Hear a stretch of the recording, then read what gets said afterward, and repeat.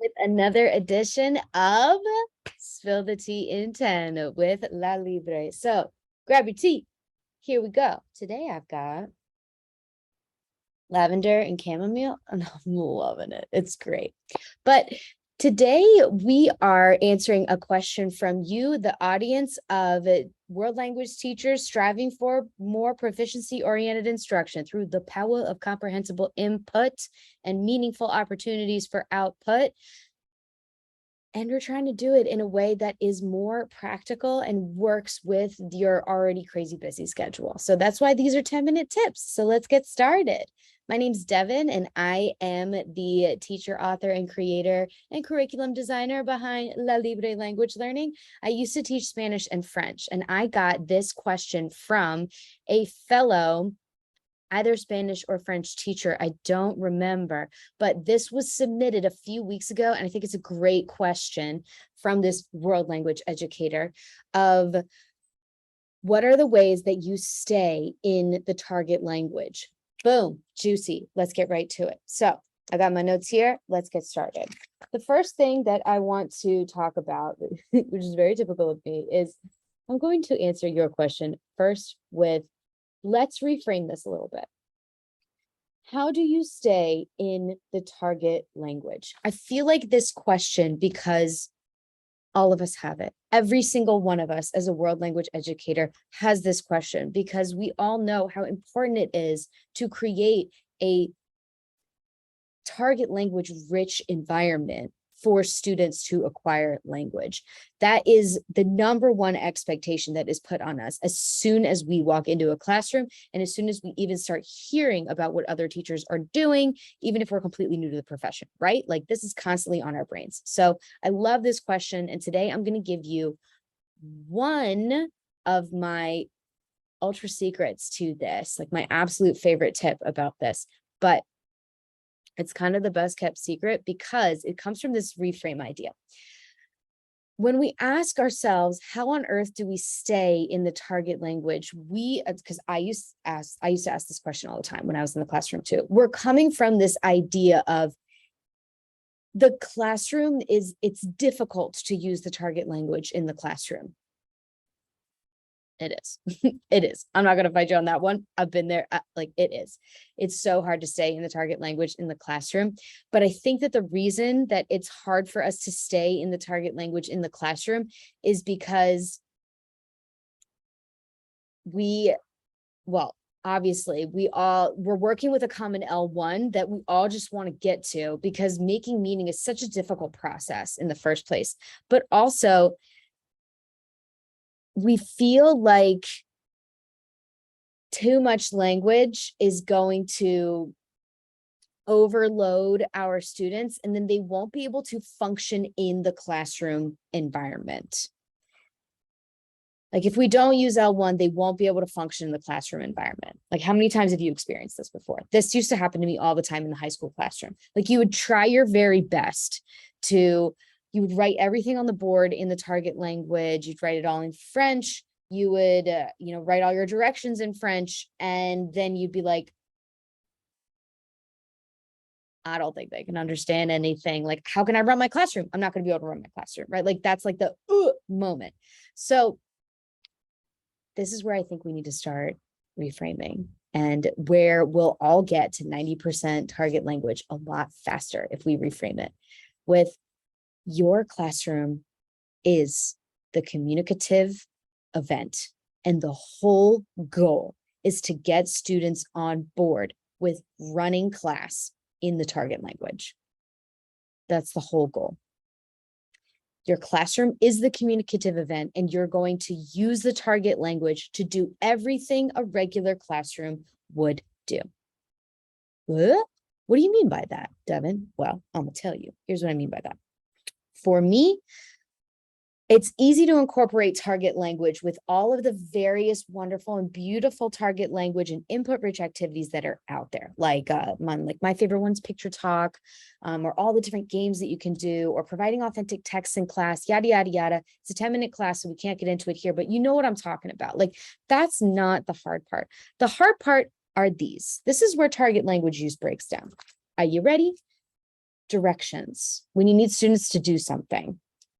Transitions, when it's time to move students from one activity, one amazing target language activity, to the next. New activities, when you've never done something before and it's time to figure out how to do it. Management check-ins, when you're having a moment of, oh my gosh, I need to glorify this amazing behavior moment right here, and I just want to make sure that students understand all of it. And the next one, announcements and reminders of, important things going on in school, like how to open your locker, things like that. And the other one for redirects, when like, oh, this behavior, that ain't gonna fly, and we're gonna make sure that doesn't happen again. Logistics, this is the number one time. So, necesitas un compañero. Entrégame los papeles. À rendre mercredi. Like, I need the papers now, that kind of thing. So logistics, those are the things that keep the class, like they're the glue that keeps the classroom running, functioning together, happy, healthy, and safe, right? All those things. But the transitions, the moments where you're keeping the classroom community alive and the environment safe, all that stuff. It all happens in the moments in between activities, in the moments when target language use isn't naturally embedded into your activity, right? So how do we fix this? Here is my best kept target language use secret for you. This is how I used to stay in the target language as much as possible. Equip yourself and your students in any of those bullet points that I just gave you here. Don't try to do it all at once, because that's a disaster. But any of the bullets that I just gave you, for example, maybe directions or transitions, deeply commit to taking one of those points, maybe, for example, transitions, and fully equipping your students or yourself to do that completely in the target language, moving towards the goal of making your class the communicative event, the communicative environment, where language is the vehicle for communication, instead of we are coming into Spanish class in order to learn about Spanish, and we're going to do the Spanish activity. But when rubber meets the road and it's time for us to actually do some ish that matters, like, hey, we need to talk about this behavior, or hey, I need you to get you from this activity to that activity, I'm going to use the L1, in my case, English, because that's the language that matters. Think about what message that sends to your students. When we are using L1 for the stuff that really holds the classroom glued together, it sends a really strong message to our students that we don't think that they can handle the real communicative event. It also means that we are not really well equipping them for what really is the most important part of class, which is using language as the communication tool.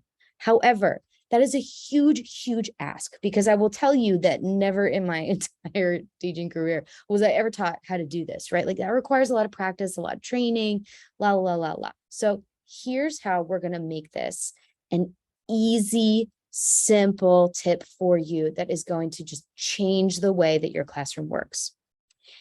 If your goal is to use more target language in class, like I know it is for everyone, attack the phrases that make your classroom run and function. And I would pick one of the domains that I just gave you, like when you're introducing a new activity, when you're giving students directions, when you have a redirect, because you know as well as I do that you're probably using the same 10 phrases over and over again.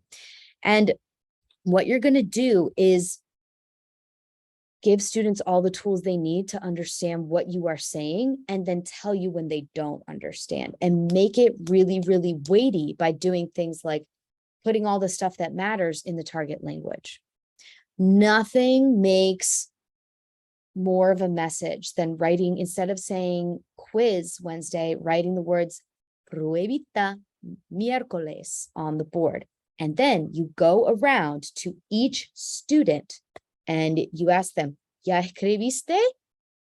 Pruebita miércoles. Ya tú sabes, ¿verdad? And you're asking all of them, every single one of them. And you're checking, like, maybe even quickly in the target language. You know what that means on the board, right? Ask them to, like, give you a good comprehension check every single student if you've never done it before, and then you move on. You're making all of the important parts of class really matter by putting them in the target. Well, you're making the target language really matter by putting all the important parts in target language. And here's where you're going to get stuck with this, because this is incredibly hard. What I'm asking you to do is hard. It's simple, but it's hard. Well, that takes a lot of time.